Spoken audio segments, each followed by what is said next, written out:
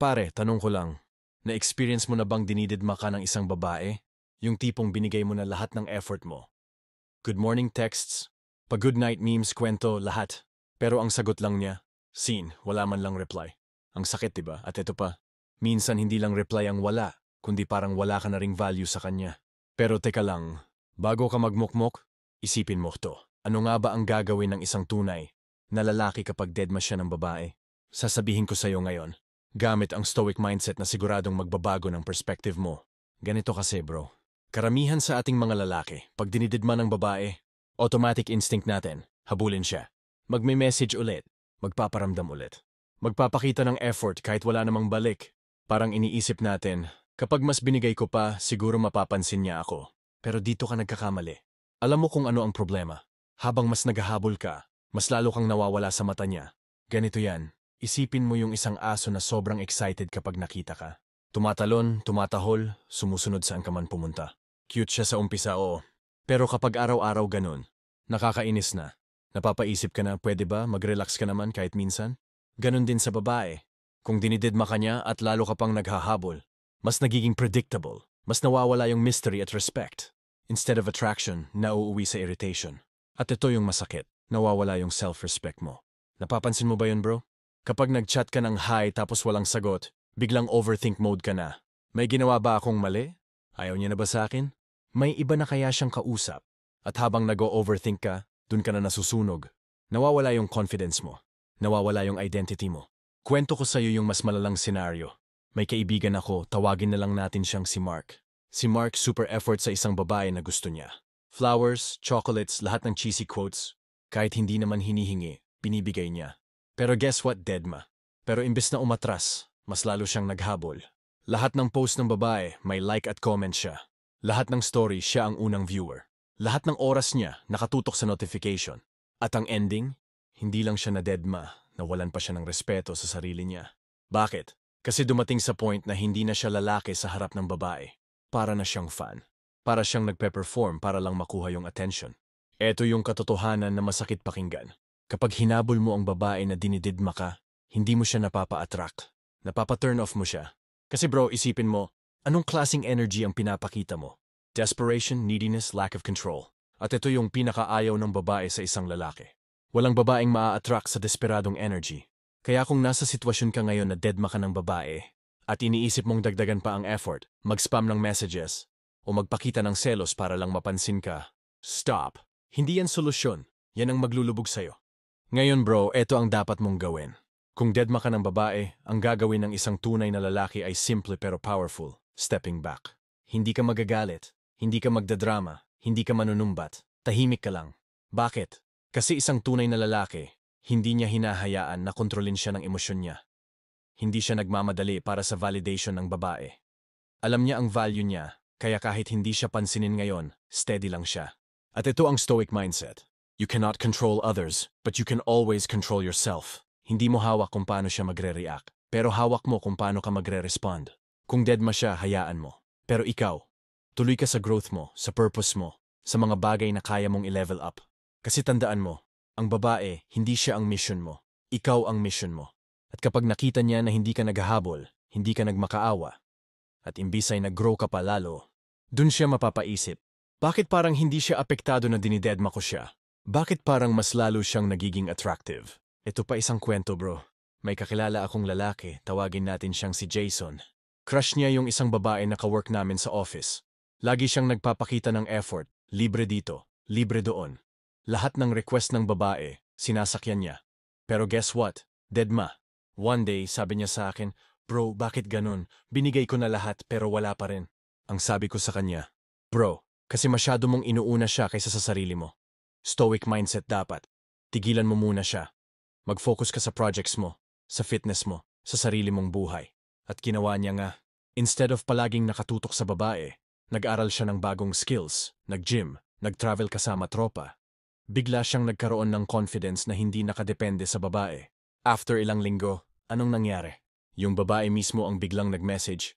Uy, busy ka na ata ngayon ah, ang saya ng mga posts mo. Boom! Bakit nangyari yon? Kasi si Jason, hindi niya pinilit, hindi siya naghabol, nag-focus siya sa sarili niya. At yan ang tunay na lalaki. Grounded, steady, stoic. Kaya bro, kung deadma ka ng babae ngayon, tandaan mo. Ang tunay na lalaki, hindi nagmamakawa. Hindi rin siya nagtatampo. Ang tunay na lalaki, marunong mag-step back at mag-focus sa sarili niya.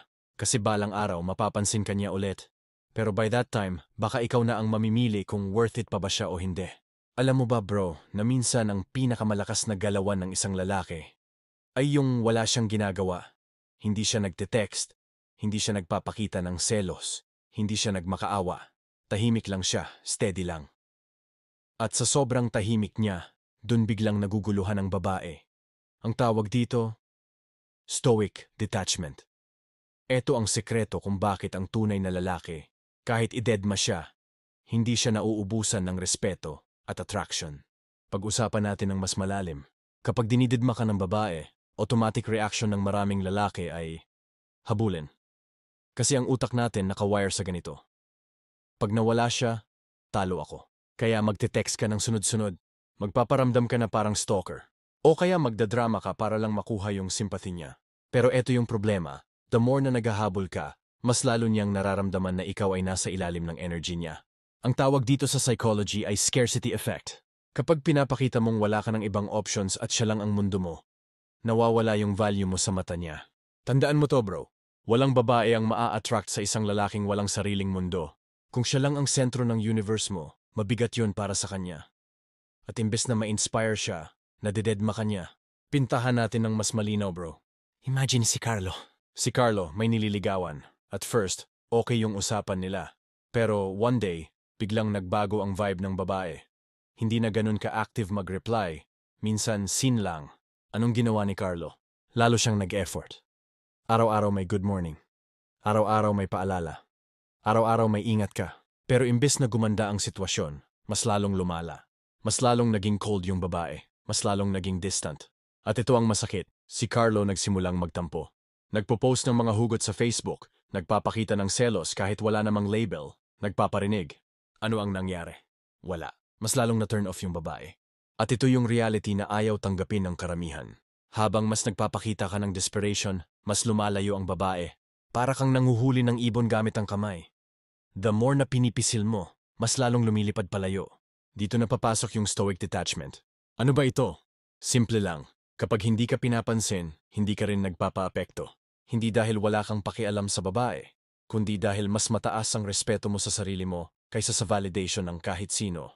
Sa stoicism, may kasabihan, you cannot control what happens outside, but you can always control what happens inside. Kung dinididma ka niya, fine. Kung hindi siya nagre-reply, okay lang. Kung mas pinapansin niya ang ibang tao kaysa sayo, walang problema. Kasi ikaw, steady ka. Hindi ka nagmamadali. Hindi ka nangangailangan ng external validation para maramdaman mong valuable ka. 4 principles ng stoic detachment. 1. Kapag hindi siya nagre-reply, huwag mong sundan ng sunod-sunod na messages. Hindi ka nagdadabog. Hindi ka nagre-reklamo. Tahimik ka lang. Ang silence ng tunay na lalaki ay mas malakas kaysa sa 100 messages. 2. Yung energy na sana para sa kakatext at kakahabol, ilagay mo sa sarili mo. Mag-gym ka. Mag-aral ka ng bagong skills. Kumita ka ng mas malaki. Tandaan mo bro, babae ang nahuhulog sa lalaking may sariling misyon. 3. Mula sa pagiging reactive, maging proactive. Hindi ka nakadepende sa mood ng babae para maging masaya ka. Ikaw ang nagdidikta kung saan pupunta ang oras at lakas mo. 4. Kapag kasama mo siya, hindi mo kailangang magpa-impress. Relax ka lang. Kung deadma siya, hindi ka affected. Kasi alam mo, ang tunay na attraction hindi nakukuha sa pressure, kundi sa presence. May kakilala akong lalaki, si Andre. Noong una, sobrang habol niya sa isang babae. Araw-araw andun siya, para siyang personal assistant ng babae. Pero isang araw, bigla na lang siyang natigil. Instead, nag-focus siya sa sarili niya. Nag-start siya ng side business, nag-gym, at naging busy sa projects. Hindi na siya kasing responsive tulad ng dati. Hindi dahil galit siya, kundi dahil mas binibigyan niya ng atensyon yung sarili niyang growth. Guess what? Pagkaraan ng 2 buwan, yung babae mismo ang nagtanong, "Oy, bakit parang hindi na kita masyado nakikita? Busy ka ba?" Boom! Nag-shift yung dynamic. Dati, siya ang habol ng habol. Ngayon, yung babae na ang curious. Bakit? Kasi si Andre marunong mag-detach. Hindi siya alipin ng validation. Hindi siya nahulog sa trap ng ego. Pero eto yung problema bro. Karamihan ng lalaki, hindi makabitaw. Kasi takot sila na kapag tumigil sila sa effort, tuluyang mawawala yung babae. Pero ito ang irony. Kapag hindi ka marunong mag-detach, mas lalo kang mawawala. Isipin mo to. Kapag lagi kang available, wala kang value. Kapag lagi kang habol, wala kang mystery. Kapag lagi kang nagpapakita, nawawala yung presence mo. Ang babae, maa-attract lang kapag nakikita niyang hindi ikaw ang nagmamadali. At dito pumapasok ang stoic energy. Kalmado, steady, hindi nagmamadali. May tinuro si Marcus Aurelius, isang stoic emperor. You have power over your mind, not outside events. Realize this, and you will find strength. Kung iniisip mo na ang babae ang nagbibigay ng value sa buhay mo, talo ka. Pero kapag na-realize mo na ikaw mismo ang source ng value, ikaw ang panalo. At dun nagiging attractive ang tunay na lalaki. Kaya bro, kung dinidedma ka ng babae ngayon, huwag mong habulin. Huwag kang magmakaawa. Huwag mong ibaba yung value mo para lang mapansin ka. Ang gawin mo, detach, mag-step back, mag-grow, at makikita mo. Balang araw, siya mismo ang mapapaisip kung bakit parang hindi ka natitinag. Kung iniwan ka ng babae sa scene zone, ang tanong, paano mo babaliktarin ang sitwasyon nang hindi ka nagmumukhang kawawa? Paano mo maipapakita na kahit deadma ka niya ngayon, hindi ka matitinag at mas lalo ka pa niyang gugustuhin? Eto na bro, ang tinatawag nating stoic attraction. Ito yung mindset ng mga lalaki na hindi lang basta pinapansin, kundi nire-respeto, hinahangaan, at kusang hinahabol. Pag-usapan natin ng real talk. Karamihan ng lalaki kapag na-deadma, may tatlong typical na reaksyon. 1. Nagagalit, magte-text sa babae ng, "Ano ba naman yan, sin lang, ang bastos niya." 2. Nagreklamo, magchat-chat ng bakit hindi ka na nagre-reply, may iba ka na ba? 3. Nagho-hope, sasabihin kay babae, "Sige, baka busy lang siya. Baka bukas sumagot na siya." Pero bro, lahat ng ito signs ng weakness. Kasi isipin mo, kung reaction mo nakadepende sa reply ng babae, ibig sabihin hawak niya yung control. And kung wala kang control sa sarili mo, hindi yan attractive. At ito ang katotohanan. Ang babae, maa-attract lang sa lalaking grounded. Sa lalaking may sariling identity, sariling mission, at hindi natitinag kahit anong gawin ng iba. Pintahan ko pa ng mas malinaw. Isipin mo si Paulo. Si Paulo may gusto siyang babae. At first, okay ang usapan nila. Pero one day nag-iba yung vibe ng babae. Hindi na siya nagre-reply agad. Minsan scene, minsan ghost mode. Anong ginawa ni Paulo? Nag-react siya, nagalit, nagparinig, nagreklamo. At anong nangyari? Lalo siyang na-turn off. Kasi sa halip na makita siya ng babae bilang leader, bilang kalmado, bilang lalaki na may direction, nakita siya bilang childish, needy at reactive. Resulta, tuluyan siyang nawala sa picture. Ngayon, eto ang sekreto. Kung gusto mong maging attractive kahit deadma ka, dapat marunong kang gumamit ng stoic attraction. Ano ito? Ito yung ability ng isang lalaki na hindi lang basta kalmado, kundi may presence. Yung energy mo nagsasalita kahit wala kang ginagawa. Yung vibe mo nagpapa-curious kahit wala kang effort. Ito ang dapat mong gawin. 1. Hindi ka basta nagre-react. Kapag dinididma ka, hindi ka natitinag. Kasi alam mo, hindi reply ang sukatan ng value mo. 2. Ang babae part ng buhay mo. Pero hindi siya ang mission mo. Kapag nakita niya na mas inuuna mo yung goals mo kaysa sa paghabol sa kanya, dun siya na-turn on. 3. Hindi ka nagmamadali. Hindi ka clingy. At dahil dyan, mas nagiging rare ka. Tandaan, scarcity creates value. 4. Magiging rare ka. 90% ng lalaki needy. Ikaw, hindi. Kapag nakita niyang iba ka sa karamihan, mas nagiging attractive ka. May tropa ako si Renz. Sobrang galing niya dito bro. May babae siyang gusto. At nung una, dinididma siya. Hindi siya sinasagot. Minsan pa nga na late ng 2 araw bago mag-reply. Pero si Renz kalmado lang. Hindi siya nagreklamo. Hindi siya nagmakaawa. Instead, nag-focus siya sa sarili niya. Nag-start siya ng vlog, nag-gym, nag-level up ng career. Guess what? After ilang linggo, yung babae mismo ang nag-DM sa kanya. "Uy, parang ang dami mong ginagawa ngayon busy ka na ata." Nung nagkita sila, ibang-iba na ang vibe. Hindi na parang fan si Renz, siya na yung parang celebrity na may sariling buhay. At yun mismo ang nagpa-turn on sa babae. Ngayon bro, isipin mo ito. Kung hindi ka marunong mag-stoic attraction, eto ang mangyayari. Lagi kang naghahabol. Lagi kang nagte-text. Lagi kang naghahanap ng sagot. At habang ginagawa mo yon, mas lalo kang nagiging predictable. Mas lalo kang nawawalan ng mystery. Mas lalo kang nagiging boring. At guess what? Ang babae, nawawala ang attraction kapag boring ka. Pero kung stoic ka, kung kalmado ka, kung steady ka, kung ikaw yung tipo ng lalaki na kahit hindi siya sumagot, chill ka lang kasi busy ka sa mission mo, dun ka nagiging rare. Dun ka nagiging attractive. May sinabi si Epictetus, isa pang Stoic philosopher, freedom is the only worthy goal in life. It is won by disregarding things that lie beyond our control. Kapag iniisip mo na ang babae ang magbibigay ng freedom, talo ka. Pero kapag na-realize mo na ikaw ang may hawak ng control sa sarili mong happiness, dun ka nagiging malaya. At kapag malaya ka, yun ang pinaka-attractive na energy. Kapag hindi siya nag-reply, huwag mong habulin. Mag-focus ka sa sarili mong gawain. Kapag nakita mo siya, huwag mong banggitin yung deadma. Act natural, chill. Magpakita ng value ng hindi nagyayabang. Yung mga projects mo, mga hobbies mo, ipakita mong may depth ka. Huwag mong gawing priority ang babae.